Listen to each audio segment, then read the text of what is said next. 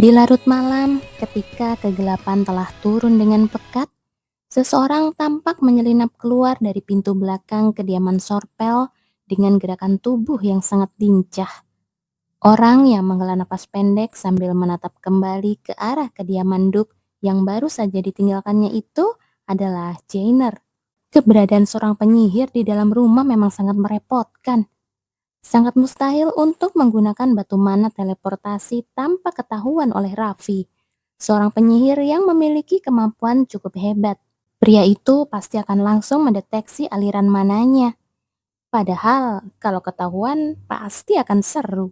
Melihat Camilla yang ketakutan setengah mati kalau-kalau identitas dirinya sebagai pemimpin Han terbongkar, sebenarnya sangat menyenangkan untuk ditonton dari dekat. Jenner sangat penasaran. Jika ada seseorang yang benar-benar mencurigainya, reaksi seperti apa yang akan ditujukan oleh Camilla? Apakah gadis itu akan membelanya? Tentu saja dia tidak mau sampai dibenci olehnya. Pada akhirnya, Jenner terpaksa harus berjalan cukup jauh dari kediaman Sorpel terlebih dulu sebelum bisa mengeluarkan dan menggunakan batu mana teleportasinya. Namun, tepat di saat dia hendak menggunakan batu sihir tersebut, Jenner buru-buru memiringkan tubuhnya dan melompat menjauh dari posisinya. Sebab sebilah pedang tajam baru saja menusuk tempatnya berdiri dalam sekejap mata.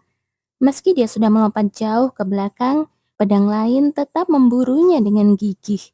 Setelah menghindari beberapa kali lagi, barulah dia bisa melihat wajah lawannya dengan jelas.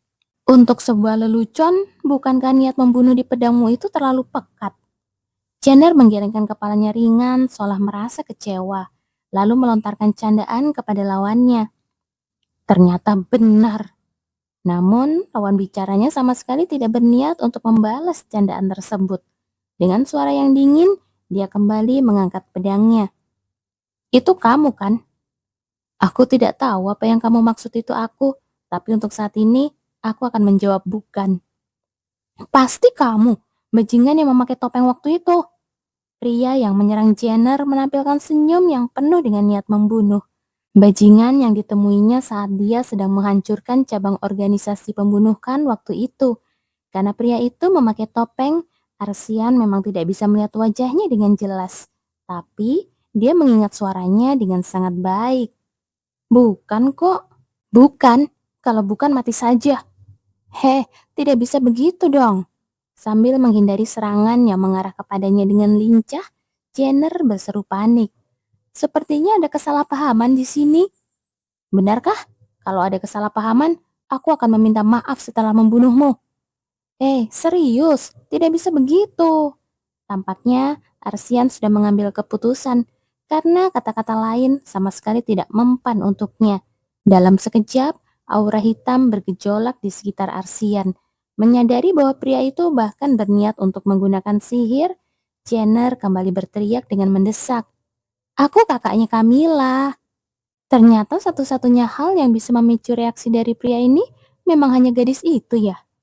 Karena itulah aku tidak bisa membiarkanmu begitu saja. Namun melihat aura Arsian yang justru menjadi semakin ganas, Jenner berdecak pelan di dalam hati.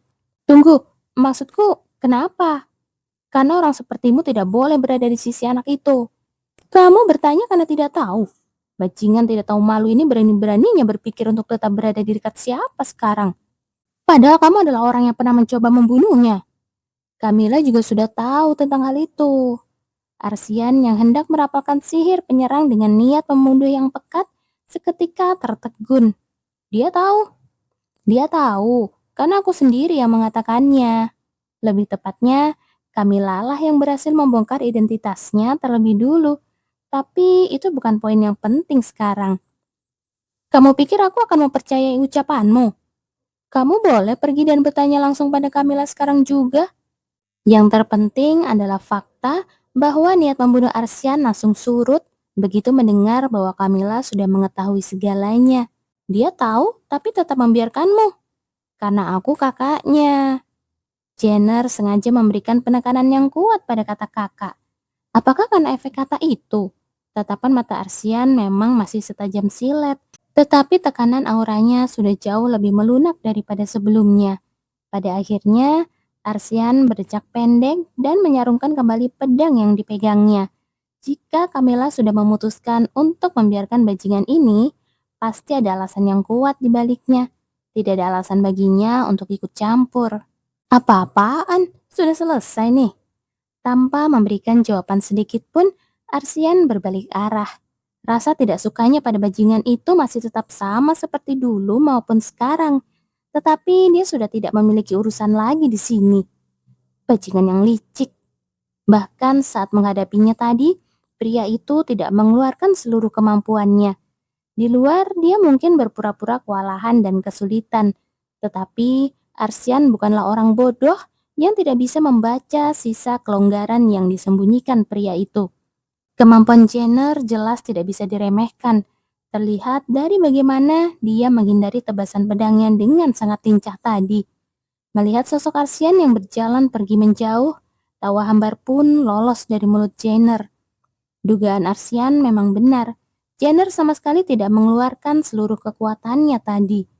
Namun, jika pertarungan mereka berlangsung sedikit lebih lama, dia pasti tidak akan punya waktu untuk bersikap santai seperti itu. Menghadapi seorang Magic Swordman memang lumayan merepotkan. Tepat di saat Jenner sedang menimbang-nimbang apakah dia harus benar-benar bertarung serius dengan pria itu, Arsian justru berbalik pergi begitu saja, membuat Jenner hanya bisa menggelengkan kepalanya ringan. Camilla, apa satu nama itu saja sudah cukup untuk menyelesaikan semuanya? Mengingat sosok Arsian yang sudah menghilang tanpa jejak, seolah-olah memang tidak ada urusan lagi, sudut bibir Jenner perlahan terangkat, membentuk seulas senyum tipis. Benar-benar banyak sekali hal yang mengganggu di mana-mana. Setelah rapat berakhir, Kardinal Stella masih duduk di kursinya tanpa berniat untuk segera beranjak. Dia terus-menerus berdecak kesal. Pada akhirnya masalah ini lewat begitu saja. Sejak Camilla mengirimkan pedang penghakiman ke istana kepausan, semua desas-desus yang menyudutkan gadis itu sebagai penganut ajaran sesat langsung lenyap tanpa bekas. Akhirnya, rapat hari ini pun berakhir begitu saja tanpa keputusan apapun. Dia tidak bisa dibiarkan begitu saja. Bagi Kardinal Stella, kata-kata yang diucapkan Camilla hari itu terasa seperti duri yang tersangkut di tenggorokannya, sangat mengganggu dan membuatnya tidak nyaman. Dia masih ingat dengan jelas bagaimana tatapan mata gadis itu yang menatap lurus ke arahnya sambil mengaku telah menerima wahyu dari dewa. Apa dia tahu segalanya? Entah bagaimana caranya, gadis itu mengetahui semua perbuatan bejat yang telah dia lakukan dengan sangat akurat. Wahyu. Dia sama sekali tidak percaya hal itu. Mana mungkin dewa memberitahukan hal seperti itu kepada gadis ingusan seperti dia. Sepanjang hidupnya, dia telah mempersembahkan segalanya untuk melayani dewa. Tidak mungkin dewa akan mencampakkannya hanya karena dia melakukan sedikit kesalahan seperti itu. Berani-beraninya gadis itu mencoba mengancamnya dengan informasi yang entah dia pungut dari mana. Rasanya dia ingin segera mengirim inkuisitor untuk menangkap gadis itu saat ini juga. Tetapi situasinya menjadi rumit dan merepotkan. Hari ini pun tidak ada satu orang pun dalam rapat yang berani mengangkat agenda mengenai Camilla dengan benar.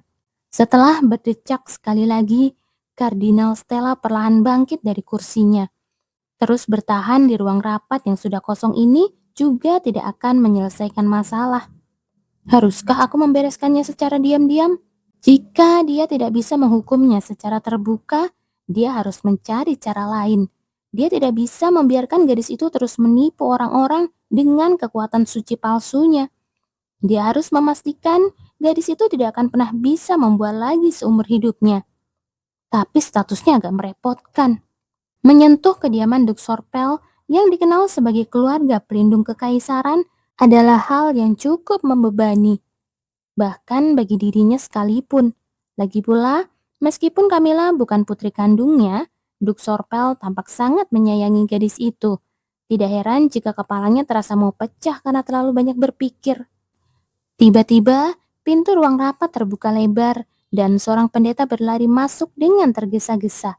Melihat hal itu, dahi Kardinal Stella langsung berkerut dalam. Apakah Anda sudah melupakan tugas dan posisi Anda? Bukankah sudah sering saya katakan untuk selalu menjaga ketenangan? Maafkan saya. Pendeta muda yang tampaknya baru berusia awal 20-an itu segera menundukkan kepalanya dalam-dalam. Namun, karena informasi yang dibawanya sangat mendesak, dia kembali berbicara dengan buru-buru kepada kardinal. Tolong lihat ini, hal seperti ini tersebar di sekitar kuil. Itu adalah sebuah poster pengumuman. Saat Kardinal Stella membaca isi tulisan di poster tersebut dengan pandangan tidak suka, ekspresi wajahnya langsung mengeras dengan cepat. Apa-apaan ini? Saat ini, poster seperti ini sudah ditempel di berbagai sudut kuil. Di dalam poster tersebut, semua perbuatan yang telah dia dan pihak kuil lakukan tertulis dengan sangat terperinci.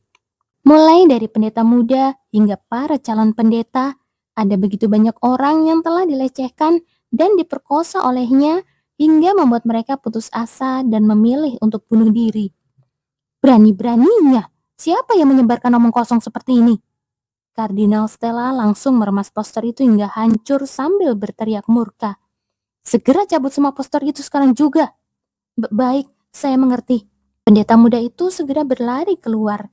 Kardinal Stella menatap poster yang sudah remuk di tangannya dengan bola mata yang bergetar hebat, seolah-olah telah kehilangan arah. Namun tak lama kemudian, matanya mulai berkilat penuh amarah. Dia harus segera menangkap orang-orang yang menempelkan poster ini. Bahkan jika dia harus menggunakan penyiksaan sekalipun, selama dia bisa mendapatkan pengakuan bahwa mereka telah menyebarkan kebohongan, maka masalah ini akan langsung terhapus dari ingatan orang-orang dengan bersih. Benar, tidak ada yang perlu dikhawatirkan.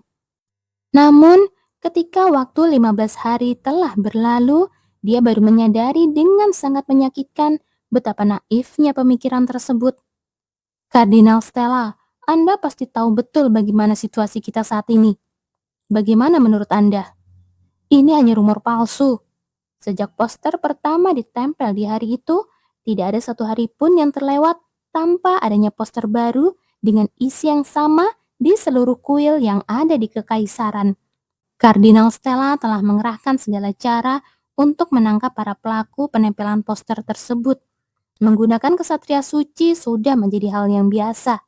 Dia bahkan secara rahasia memasang hadiah dengan jumlah fantastis kepada organisasi informasi dan organisasi pembunuh bayaran demi menangkap mereka. Namun, para pelaku itu seperti hantu. Mereka tidak meninggalkan jejak sama sekali, menempelkan poster dalam sekejap mata, lalu menghilang begitu saja hingga mustahil untuk ditangkap. Meskipun dijaga sepanjang malam, poster-poster itu tahu-tahu sudah terpasang di mana-mana pada pagi harinya. Ini benar-benar membuatnya gila. Apakah isi yang tertulis di poster ini benar-benar hanya rumor palsu? Pada akhirnya, sidang pemeriksaan terhadap Kardinal Stella pun digelar. Udara yang berat memenuhi ruangan sidang yang juga dihadiri oleh Paus. Akibat insiden poster ini, citra kuil benar-benar telah jatuh dan hancur lebur di mata publik. Pihak kuil sebenarnya telah memberikan waktu selama 15 hari agar Kardinal Stella bisa membuktikan sendiri bahwa dirinya tidak bersalah. Tetapi situasinya justru semakin memburuk. Desakan agar masalah ini segera diklarifikasi berdatangan dari segala penjuru dan atmosfer di antara para jemaat pun mulai terasa tidak aman. Ini adalah ulah dari orang-orang yang ingin menjatuhkan saya. Jika pelakunya adalah pendeta biasa atau pejabat kuil lain, penyelidikan pasti akan langsung dilakukan dan persidangan untuk menentukan hukuman akan segera digelar. Namun karena lawannya adalah seorang kardinal, mereka memberinya waktu dan menggelar rapat darurat terlebih dahulu untuk mendengarkan pembelaannya. Membahas masalah ini saja sudah merupakan bentuk penghinaan terhadap dewa. Namun, rapat tersebut berjalan lambat dan tidak membuahkan hasil, sebab Kardinal Stella masih bersikeras menyatakan bahwa dirinya tidak bersalah dengan sangat kuat. Di sisi lain, bukti konkret yang menyatakan bahwa dia melakukan kejahatan tersebut juga tidak ada. Memang benar bahwa orang-orang yang disebutkan di dalam poster itu melakukan bunuh diri, tetapi tidak ada bukti yang menunjukkan bahwa alasan mereka bunuh diri adalah karena Kardinal Stella. Ada satu cara. Tepat pada saat itu, seseorang yang sejak awal rapat hanya duduk diam mengamati, akhirnya membuka suara. Dia adalah Kardinal Martio.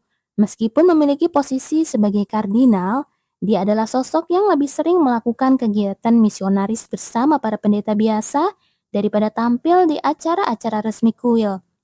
Bukankah pedang penghakiman sudah kembali? Pedang penghakiman?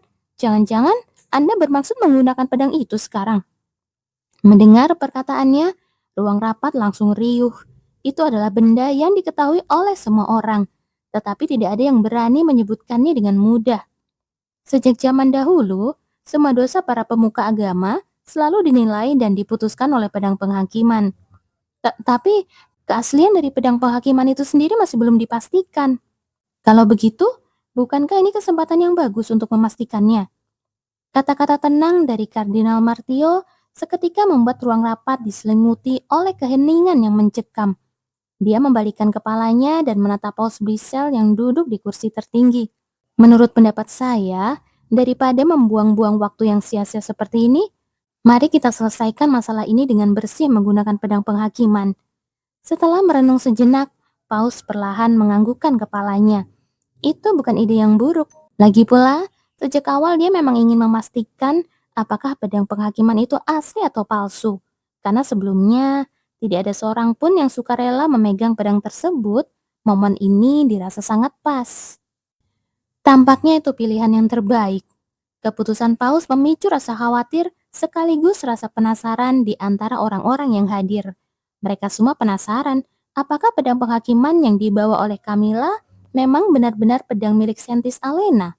Namun di sisi lain, mereka juga merasa takut akan apa yang terjadi setelah pedang itu terbukti asli. Sebab kedepannya, tidak akan ada satu orang pun di dalam ordo keagamaan ini yang bisa hidup dengan tenang di hadapan pedang penghakiman.